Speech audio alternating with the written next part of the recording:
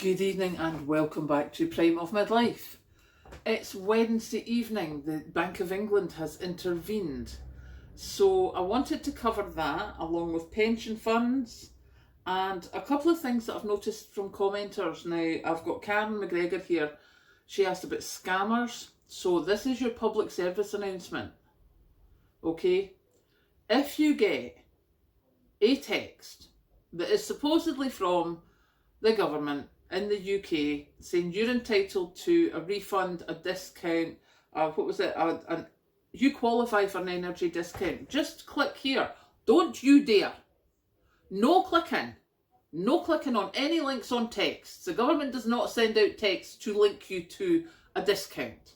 The government does not send out texts for a tax return or, oh, you overpaid, you're getting a tax refund. No.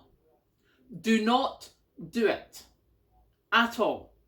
I mean, I was very, very lucky with my parents because before they both got dementia, I literally had given them that thing of you do nothing, you don't speak to anyone, you don't agree to anything unless it comes through me. Because that was just when the scamming was starting and people have lost thousands. And what Karen was saying is she had looked this one up and they literally get your bank details and wipe you out. So, no. If you get a text, supposedly from the UK government or your bank or anyone saying you are due money, just click here. Do not do it. Waggy finger. No. No, no, no. No clicking on links on your phone. No clicking on links on your email. You speak to your bank on a phone number that you have looked up on a website. Do not use the phone number that they give you on any phone calls, texts, or websites, links. You go to your own bank's website or the government website and you start there. Right? So, now that everyone's got that in their head, I shall begin with the rest of the thing. So, have you seen the absolute absence of our Prime Minister and our Chancellor while they wreak havoc throughout the country? Never to be seen. I mean, just ridiculous. There was a pretty picture of Kwasi Kwarteng hosting a meeting just before the Bank of England had to intervene because, seemingly, if they had not, these gilts, bonds, whatever it is, right, notes, would have caused insolvencies across final salary pension funds. Final salary pension funds would have crashed and burned. Now, I know that in a lot of the comments we've had that you will have nothing and you will be happy. That would have been many of us older people having nothing and certainly not being happy because it would all have been wiped out in one fell swoop. This is ridiculous. You can't even rely on your pensions nowadays.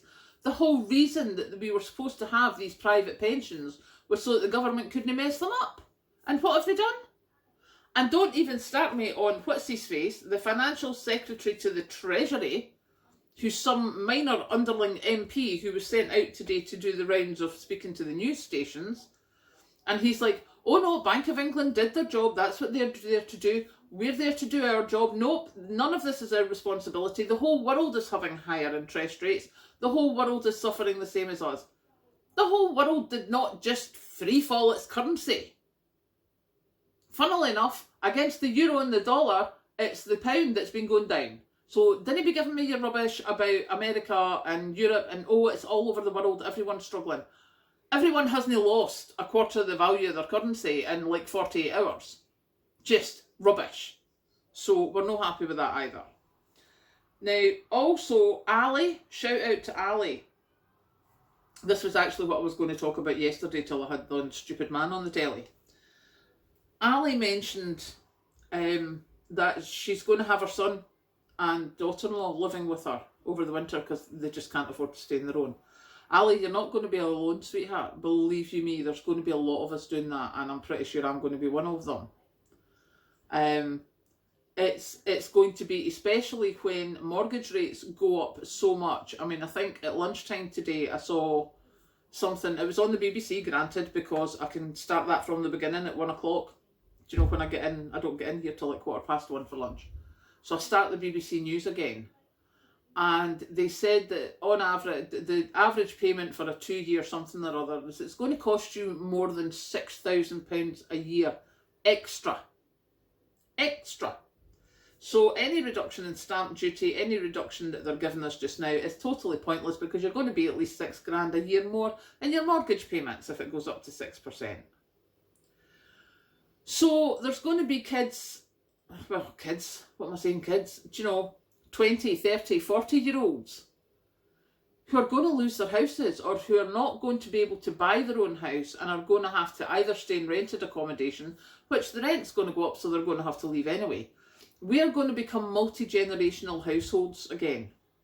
Now, if you're not already, I would start preparing for that. Get your space sorted out. Find out how you can maximise privacy, because best will in the world, I love Kathleen to bits. She is my baby. But 2 of us living together 24/7 it's not bad, but it's not the best. As for my mother and I, when Mum was still capable of being in our house, Mum and I could never live together after I was 20-something. Because what my mother expected and what I expected were two completely different things.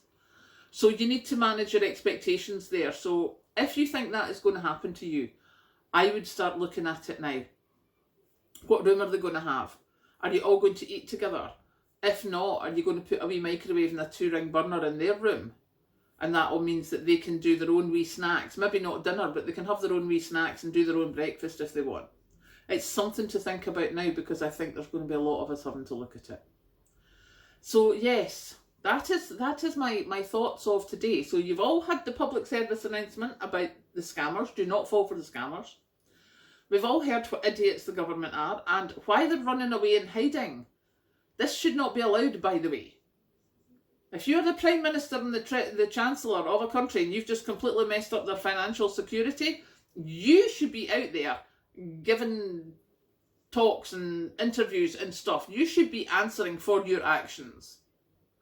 There's none of the rest of us could completely mess up a company we work for and just sit there and go, no, I'm not speaking to anyone. Well, I'm sorry, that's not good enough. So I'm not impressed about that either. The last thing I just saw in my notes there, there's now a thing saying there's going to be an enormous squeeze of public services. And I think that was on Sky News I saw it. And the first thing that the girl said when she was speaking to Keir Starmer was, is that the death of the NHS? Because what they're going to do is they're going to say, we don't have money for pay rises. Well, I'm sorry, you had money to cut the top rate of tax by 45%. So that should be getting used. I'm absolutely sick to the back teeth of, we've not got money for pay rises, but we can make our pals comfortable. So yes, that's me for Wednesday night. So I'm now away to go and get my dinner and settle down for the evening.